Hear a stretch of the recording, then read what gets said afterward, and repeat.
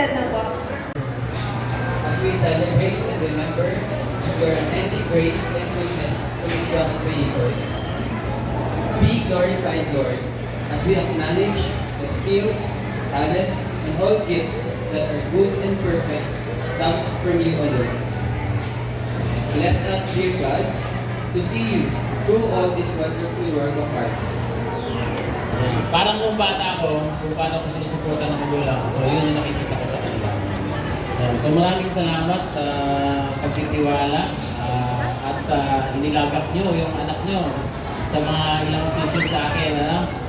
At sana yung kanilang natutunan ay mapagyaman pa, pagyamanin. Diba? Ang mahalaga dito para sa atin mga magulang, susuportahan natin at yung kanilang, sabi nga nila, para daw, ang arts daw ay given talent. Tama yun. Pero lahat tayo, hindi nagtangi ang Panginoon sa atin. Lahat tayo mayroon na. Ang isang problema lang, kung paano na lang ma-discover at saan mapagyaman. So lahat tayo may given talent na ibigay. Yan ang aking paniniwala. Nagkataon lang na tulad ko nung bata ako, no? Oras-oras, araw-araw, nag-drawing ako. Tapos yung nagpapalakas ng spirit sa akin ay yung mga papuri na ginagawa ng mga magulang ko noon at saka yung mga kaibigan. Dave L. Morota. Ayan, magkapatid siguro silang dalawa, kuya and ate. Ayun.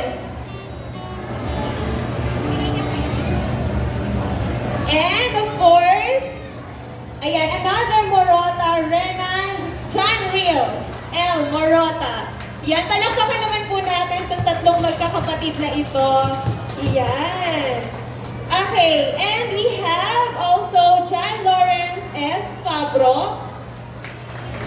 Ayun, si Kuya. Palakpakan din po natin. Emily Joy D. Balon. And Anika Joy S. Cabico. Ayan. Where's Ate Anika? Ayun. Ito ka dun sa...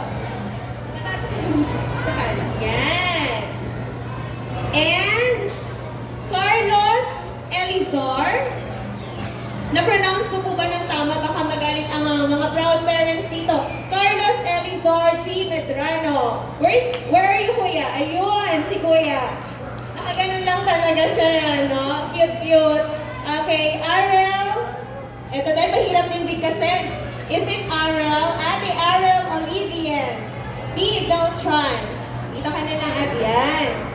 And Noel Benedict F. Santos. Lexine Athalia F. Santos. Regine Pearl G. Daluso.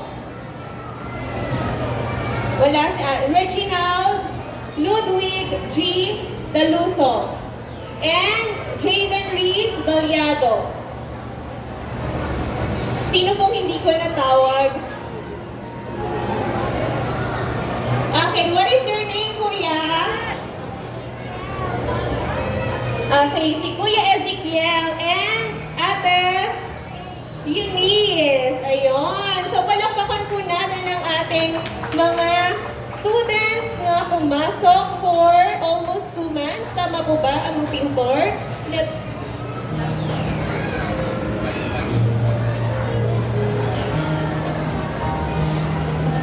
Ayan po. So, muli po, palakpakan po natin sila. Okay po. And Ate Eunice Faith D. Balyon and ayun, nabanggit ko na. And Emily Joy D. Balyon. Where are you, ate? Ayun, nabanggit ko na po kayo kanina. Yan. So, muli po, palakpakan po natin ang ating mga estudyante na talaga namang na-unleash ang skills pagdating sa pagguhit at pag-paint. Ayan, sige ate. Kuya, nasa ka pa na. Ayan. Nasa kuya? Ayan, nakikita.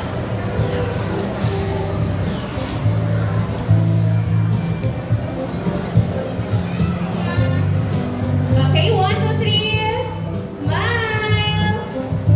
Smile! Okay, so pwede po siguro natin tanggalin yung face mask